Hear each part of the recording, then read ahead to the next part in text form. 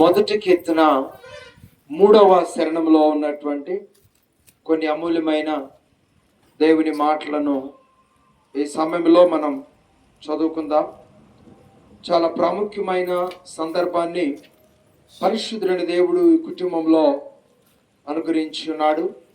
మరి ప్రియబిడ్డల యొక్క ప్రత్యేకత, నూతన వస్త్రములను వారికి బహురించడం కొరకు మేనమామ గారులు, మేనత్త గారులు ఎంతో ఆప్యాయంగా సిద్ధపరిచి తీసుకొచ్చినటువంటి ఆ నూతన వస్త్రములను బట్టి దేవునికి ఎంతగానో కృతజ్ఞతలు చెల్లిస్తున్నాం ప్రియులరా. అలాగే దేవుని వాక్యములో నుండి మనం కొన్ని అమూల్యమైన మాటలు జ్ఞాపకం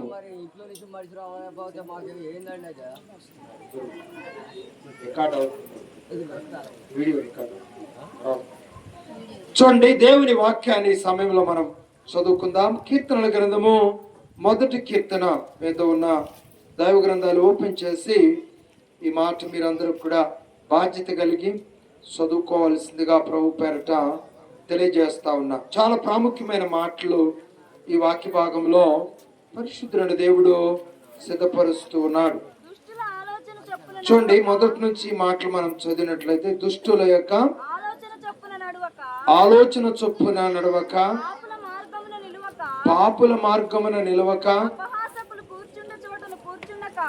అపహాస్యకులు కూర్చుండ చోట కూర్చుండక,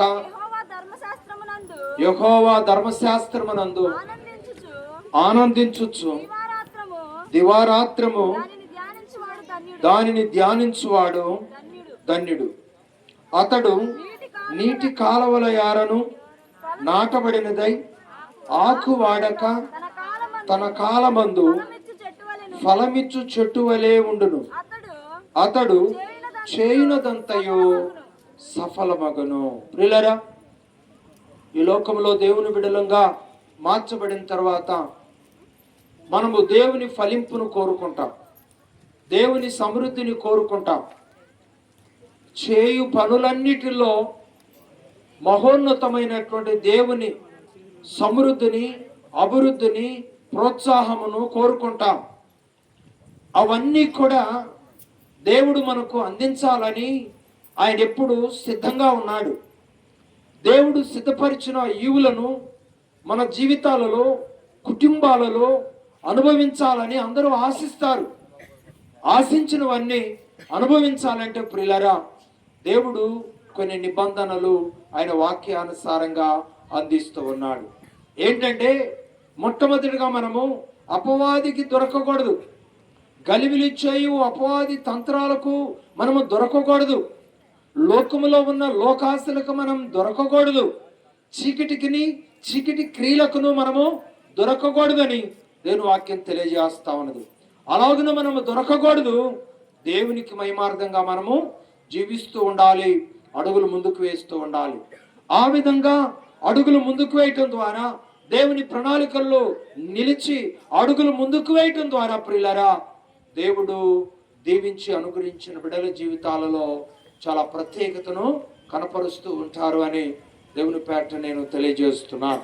మరి ఇక్కడ ఆశీనులైనటువంటి బిడ్డలను బట్టి నేను ఎంతగానో సంతోషిస్తూ ఉన్నాను. కారణం ఏంటంటే, మరి వారు చిన్నప్పటి నుంచి కూడా దేవుని మార్గంలో నమ్మకస్తులుగా ఉన్నారు. హేమలత, తర్వాత హర్షిత, వీరిరువురు కూడా ఇప్పటికి మరి చక్కగా ముందుగా వచ్చి పరిచర్య చేస్తారు, చక్కగా పాటలు పాడతారు. ఏమండి, మరి హర్షిత కూడా చక్కని స్వరము దేవుడు అనుగ్రహించాడు. అవకాశం ఉంటే పిన్నులు గుచ్చి ట్రాకుల మీదే పాడేదానికి ప్రయత్నం చేస్తారు. చూడండి, వాళ్ళ ఆసక్తి. కారణం ఏంటో తెలుసా? ఆ బాల్యదినముల నుండే వచ్చినటువంటి ఆ ఆసక్తి, దేవుని పట్ల, దేవుని సన్నిధి పట్ల వారు కలిగి ఉన్నటువంటి ఆసక్తి. చూడండి, అది ఊరకనే రాలేదు. ప్రియులారా, దేవుని ఎదుట వారి యొక్క తల్లిగారు దేవుని సన్నిధిలో చేసిన ప్రార్థన, దేవుని సన్నిధిలో నడిచిన విధానం, వారి బిడ్డలను దేవుని చేతులకు అప్పగించి ప్రార్థించే విధానము, అలాగే వారి యొక్క తండ్రి గారు కూడా మరి మారతాడని, వారి తండ్రి గారు కూడా మరి మోకరించి ప్రార్థించే వ్యక్తిగా దేవుడు త్వరలో నిలబెట్టుకుంటాడని నేను ఆశిస్తున్నాను. ఇంకనూ వారి ఇరువురు కలిసి చక్కగా దేవుని సన్నిధిలో ప్రార్థన చేస్తూ వస్తే ఏమండి, ఇప్పుడు మనం చదువుకున్న వాక్యములో ఉన్నటువంటి విడిచిపెట్టవలసినవి విడిచిపెట్టి ఏమండి స్వతంత్రించుకోవాల్సినటువంటి వాటిని స్వతంత్రించుకొని దేవుని చిత్తానుసారంగా నిలబడినట్లయితే దేవుని వాగ్దానం వారి జీవితాల్లో నెరవేర్చబడుతూ ఉంటుంది. ఏంటంటే దేవుని వాగ్దానము ఏంటో దేవుని వాగ్దానము, యెహోవా ధర్మశాస్త్రమునందు ఆనందించుచు దివారాత్రులు దానిని ధ్యానించువాడు ధన్యుడు. ఈ అనుభవాలలో ఈ బిడ్డలు ఉన్నారు అని నేను నమ్ముతూ ఉన్నాను. దేవుని ప్రణాళికలో ఎదుగుతూ ఉన్నారని నేను నమ్ముతూ ఉన్నాను. ఇంకా రానున్న దినాల్లో భవిష్యత్ కాలంలో ఒక గొప్ప విలువైన ఆత్మీయ జీవితంలో ఆ బిడ్డలు నిలబడతారని నేను నమ్ముతూ ఉన్నాను. అలాగున వారి యొక్క భవిష్యత్ కాలంలో కూడా దేవుని ప్రణాళికలో నిలిచి అడుగులు ముందుకు వేయటం ద్వారా వారి యొక్క అభివృద్ధి ఎలా ఉంటుందంటండి, వాళ్ళ యొక్క అభివృద్ధి ఎలా ఉంటుందంట, అతడు నీటి కాలువల యారను నాటబడినది ఆకువాడకు తన కాలమందు ఫలమిచ్చు చెట్టు వలె ఉండును, అతడు చేయనదంతయో సఫలమగును. చూడండి, నువ్వే పని అయితే చేయాలని ప్రయత్నం చేస్తున్నావో ఆ పనిలో తప్పకుండా దేవుడు సఫలపరుస్తాడో. నీ కుటుంబాన్ని దేవుడు ఆశీర్వాదకరంగా మారుస్తాడో, నీ బిడ్డలను దేవుడు ఆశీర్వాదకరంగా మారుస్తాడో. తల్లిదండ్రులు దేవుని సన్నిధిలో చేసినటువంటి ప్రార్థన ఫలితాలు ఇదిగో ఈ విధంగా ఈ బిడ్డల కొరకు నేను ఎలాగైతే సాక్ష్యం చెప్తున్నానో ఆ విధంగా తగిన సమయం వచ్చినప్పుడు ఆ విలువైనటువంటి సాక్ష్యము బయలుపరచబడుతూ ఉంటుంది అనే వాస్తవాన్ని కూడా మీరు గమనిస్తూ రావాల్సిందిగా కోరుతున్నాను. బాల్య దినముల నుండి వారి యొక్క ఎదుగుదల ఎలా ఉన్నదండి, ఎలా ఉన్నది? వాక్యానుసారంగా ఉన్నది. నీ పిల్లలు నీ భోజనపు బల్ల చుట్టూ ఒలీవ మొక్కల వలె ఉందురు. ఈ వాగ్దానమును వీరి జీవితంలో దేవుడు ఆశీర్వాదకరంగా మార్చి ఉన్నాడు అని ప్రభు పేట నేను కోరుతా ఉన్నాను. మరి ఒక అడుగు ముందుకు వేశారు.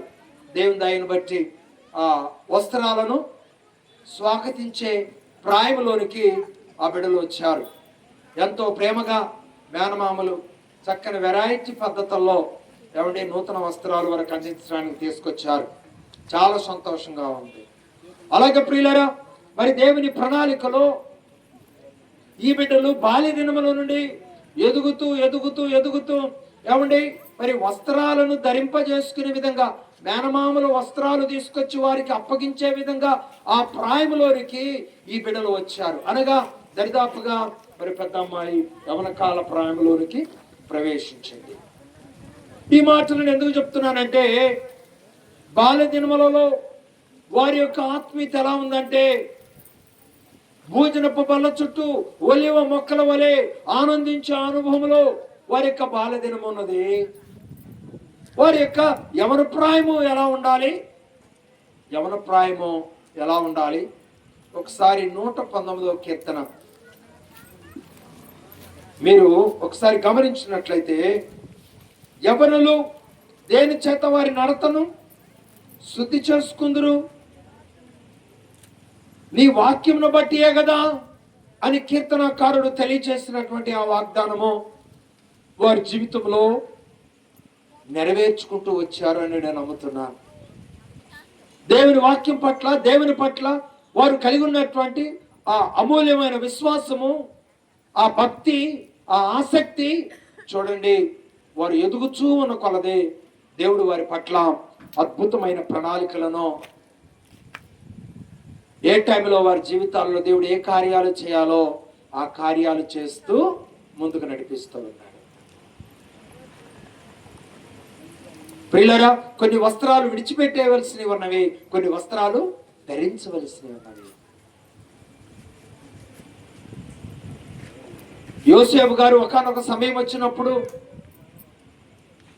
తన భక్తిని, తన దేవుని ఎదుట తన నమ్మకత్వాన్ని కాపాడుకోవటానికి యవన కాలంలో ఏం చేశాడంటే తన వస్త్రాన్ని విడవలసిన పరిస్థితిని అతను జాగ్రత్తగా అనుసరించాడు. అంటే దాని అర్థం ఏంటండి? అక్కడ వస్త్రము విడిచిపెట్టవలసి ఉన్నది. ఆ వస్త్రము విడిచిపెట్టకపోతే వారికి సాక్ష్యం లేదు. ఈరోజు మనము కూడా ఏమండి ఆత్మీయ జీవితంలో ఎదగాలంటే, ఆశీర్వాదంలో నిలబడాలంటే కొన్ని విడిచిపెట్టవలసినవి ఉన్నాయి. ఏంటవి? ఏంటండి? చదివాం కదా కీర్తన గ్రంథంలో, దుష్టుల ఆలోచన చొప్పున ఆ విధానాలు మనం విడిచిపెట్టాలి. తర్వాత పాపుల మార్గమున నిలవకూడదు, ఆ మార్గాన్ని విడిచిపెట్టాలి. తర్వాత అపహాస్యకులు కూర్చున్న చోట, అపహాస్యం అంటే ఏంటండి? తేలిగ్గా కించపరచటం. మాట్లాడబోతున్నాను, తేలిగ్గా కించపరచటం. వీళ్ళలో ప్రోత్సహించటం మనం నేర్చుకోవాలి. ఈరోజు గుర్తుపెట్టుకోండి, నోటి నుండి వచ్చే మాట చాలా గొప్ప ఆనందాన్ని, చాలా బలాన్ని కలిగిస్తుంది. నోటి నుండి వచ్చే మాటే చాలా బలహీనతను కూడా కలిగిస్తుంది అనే వాస్తవాన్ని గమనించాలి. ఒక కార్యము జరుగుతున్నప్పుడు ఆ కార్యాన్ని ప్రోత్సహించాలి. మధ్యలో ఏవేవో చిన్న చిన్న సమస్యలు ఉండవచ్చు. ఆ సమస్యలను అక్కడ ఎత్తి చూపించామనుకోండి, ఎంతో బాధ్యతగా కార్యక్రమాన్ని జరిపే వారికి ప్రోత్సాహంగా ఉంటుందా, నిరుత్సాహంగా ఉంటుందా? చాలా నిరుత్సాహంగా ఉంటుంది అనమాట. అందుకొరకై మనం ప్రోత్సహించే వారిగా ఉండాలి తప్ప నిరుత్సాహపరిచే వారిగా ఉండకూడదు అనే వాస్తవాన్ని మీరు గమనించండి. ఏమండి, విడిచిపెట్టవలసిన వస్త్రాన్ని విడిచిపెట్టవలసిన సమయంలో విడిచిపెట్టాడు కనుక ఎప్పటికీ కూడా ఆయన ఒక గొప్ప విలువైనటువంటి పరిశుద్ధతకు సాదృశ్యమైనటువంటి వ్యక్తిగా ఉన్నాడు యోషువ గారు. అలాగే ప్రియులారా, మనము కూడా ఆత్మీయ జీవితంలో ఎదగాలంటే విడిచిపెట్టవలసినవి తప్పనిసరిగా మనము విడిచిపెట్టాలి. కొంతమంది వాటిని విడిచిపెట్టకుండా భక్తి జీవితంలో ఉంటారు. తర్వాత విడిచిపెట్టనివి విడిచిపెట్టకుండా వాటిని కంటిన్యూ చేస్తారు. రెండు కలిపి కంటిన్యూ చేస్తారు. ఆ జీవితం ఎప్పటికీ క్షేమాన్ని కలిగించదు, ఆశీర్వాదాన్ని కలిగించదు, ఆనందాన్ని కలిగించదు అనే వాస్తవాన్ని మీరు గమనిస్తూ రావాల్సిందిగా కోరుతా ఉన్నాను. ప్రోత్సహించడం వలన వారు చాలా ఆశీర్వదించబడతారు. కించపరచడం వలన వారు చాలా బలహీనతకు గురవుతారు అనే వాస్తవాన్ని మీరు గమనిస్తూ రావాల్సిందిగా కోరుతున్నాను. దేవుడు ధరించమన్నప్పుడు ధరించాలి, విడిచిపెట్టమన్నప్పుడు ఏం చేయాలి? విడిచిపెట్టాలి. దేవుడు ధరింపజేయమన్నప్పుడు దేవుడు నీకు ఇచ్చిన వాటిని ధరింపజేసుకోవాలి. అవ్వ ఆదాము దేవుని ఆజ్ఞని మీరి ఏమంటే ఇష్టానుసారమైన సొంత నిర్ణయాలతో వారు అడుగులు ముందుకు వేసినప్పుడు ఏం జరిగిందండి? చాలా సిగ్గు ఏర్పడి చెట్ల చాటున దాగుకుంటూ ఉన్న సమయంలో దేవుడు ఏమండి వారికి చర్మపు చొక్కాయలను ఏర్పరిచి వాటిని ధరింపజేసుకోమని చెప్పాడు. అంటే దేవుడు ధరింపజేసుకోమన్నవి ధరింపజేసుకోవాలి, దేవుడు విడిచిపెట్టమన్నవి విడిచిపెట్టాలి అనే వాస్తవాన్ని మీరు గమనించండి ప్రియులారా. అందుకే మత్తయి సువార్తలో పెళ్లి వస్త్రము లేని వారిని, పెళ్లిలో తెల్లని వస్త్రము లేని వారిని పెళ్లిలోనికి అనుమతించలేదు. అంటే సందర్భాన్ని బట్టి వస్త్రము యొక్క విలువ ఉంటుంది. అలాగే ఆ సందర్భాన్ని బట్టి వస్త్రము యొక్క విలువ ఎలాంటిదో మన ఆత్మీయ విలువ కూడా అలాంటిదే అనే వాస్తవాన్ని గమనించండి. 1, 2 సార్లు 3 సార్లు ఏమండి మరి మనం ధరించిన వస్త్రాలు పాత వస్త్రాలుగా మారిపోతాయి. కానీ అప్పుడే కొత్తగా తీసుకొచ్చినటువంటి వస్త్రాలు ఎలా ఉంటాయి? చాలా ప్రత్యేకంగా ఉంటాయి. చెప్పండి అందరూ, చాలా ప్రత్యేకంగా ఉంటాయి. చెప్పండి అమ్మా. నెక్స్ట్ భోజనం ఉంది అందరికి.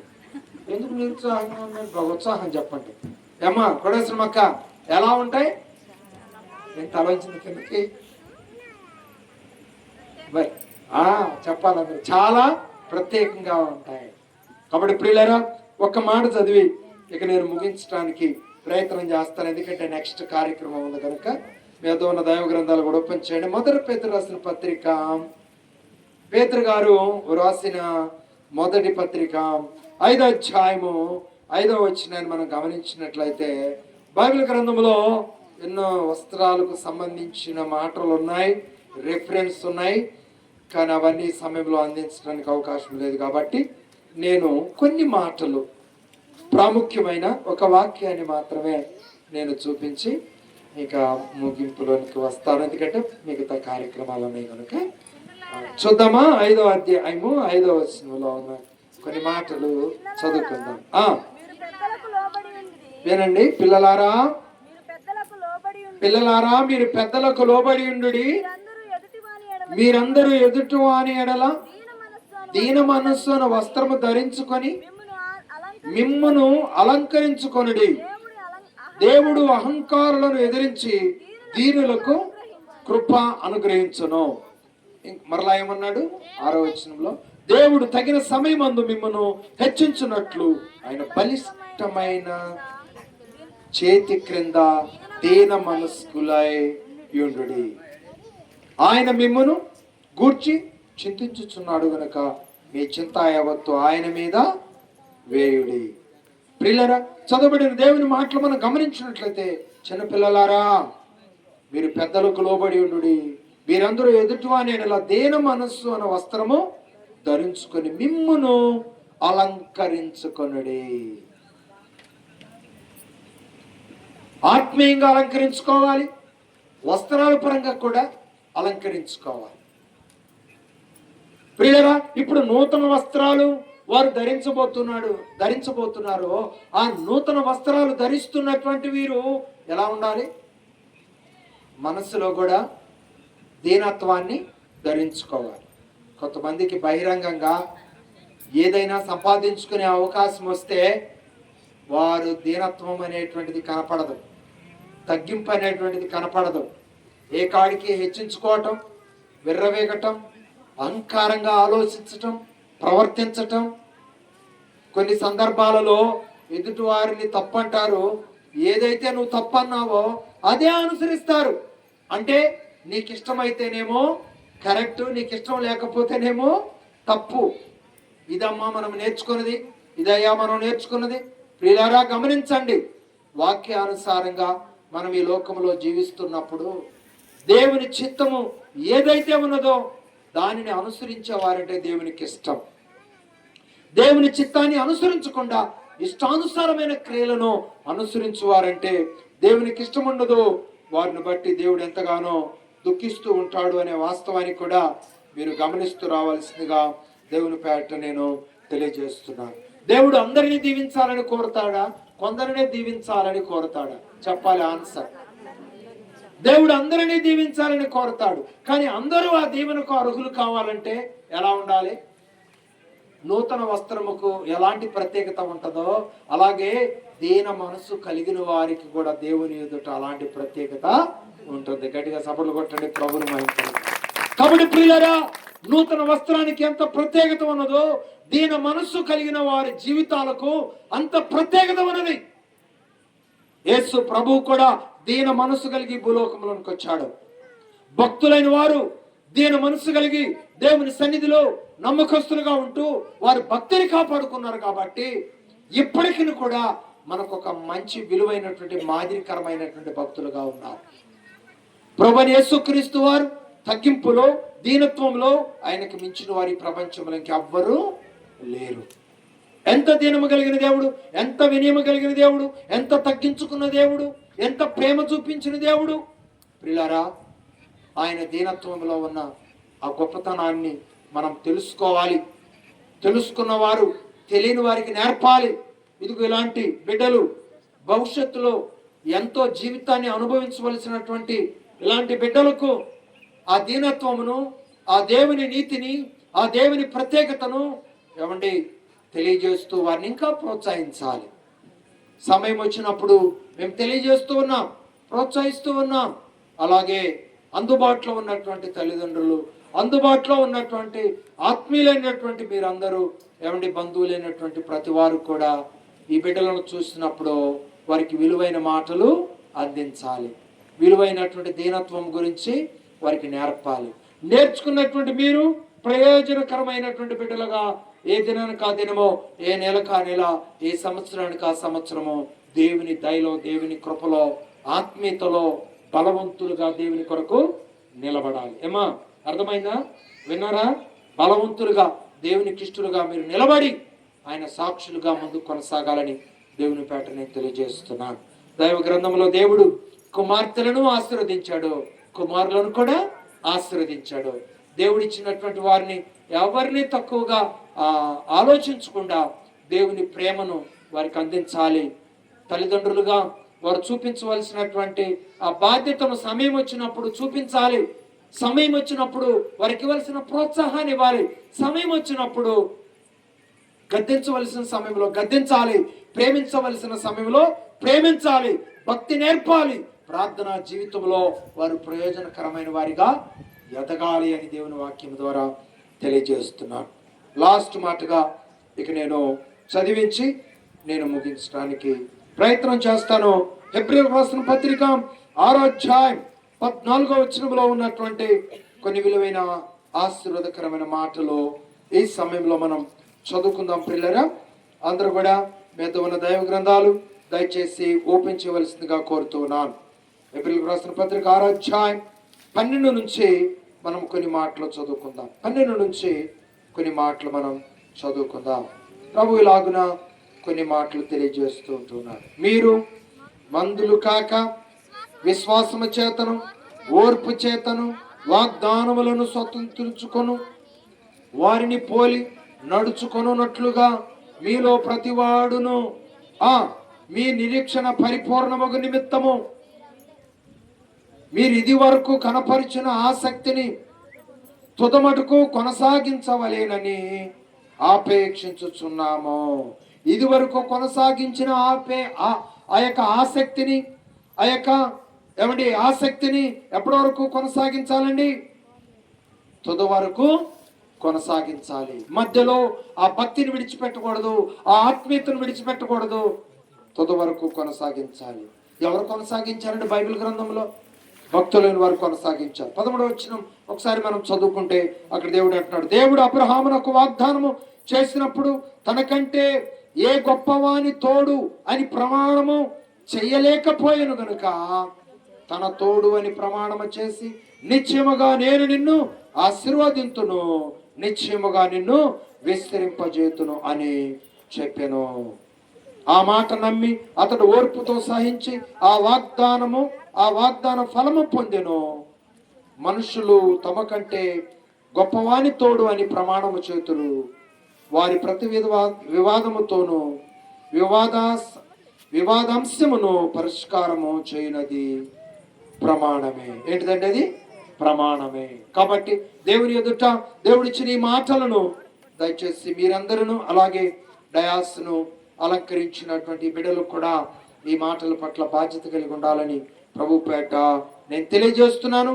దేవుడు ఆశీర్వదించే ఈ నిశ్చితతో కూడినటువంటి వాగ్దానాలను బిడ్డలు స్వీకరించి ఆశీర్వాదంలో వర్ధిల్లాలని దేవుని పేరట నేను తెలియజేస్తూ, నూతన వస్త్రములను మరి ధరించబోతున్న ఈ బిడ్డలు ఆ నూతన వస్త్రం ఎలా ఉంటుందో ఇప్పటి వరకు అలానే ఉన్నారు, ఇంకా భవిష్యత్తులో కూడా అలాగే ఉండి పరలోక రాజ్యానికి వారసులుగా భూలోకములో ఎందరికో దీవెనకరమైన మాదిరికరమైన బిడ్డలుగా మీరు భవిష్యత్తు ప్రణాళికలో వర్ధిల్లాలని దేవుని పేరట ఆయన సేవకునిగా దీవిస్తూ ఈ వాగ్దానాలను మీ హృదయాల్లో భద్రం చేసుకొని వాక్యానుసారంగా మీ యొక్క యవన కాలపు జీవితాన్ని ముందుకు కొనసాగింప చేసుకోవాలని ప్రభు పేరట తెలియచేస్తూ నేను ఈ మాటలు ఇంతటితో ముగిస్తా ఉన్నా. దేవుడి మాటలు దీవించును గాక. ఆమేన్, ఆమేన్. మంచిది ప్రియులారా, మరి ఈ సమయంలో మిగతా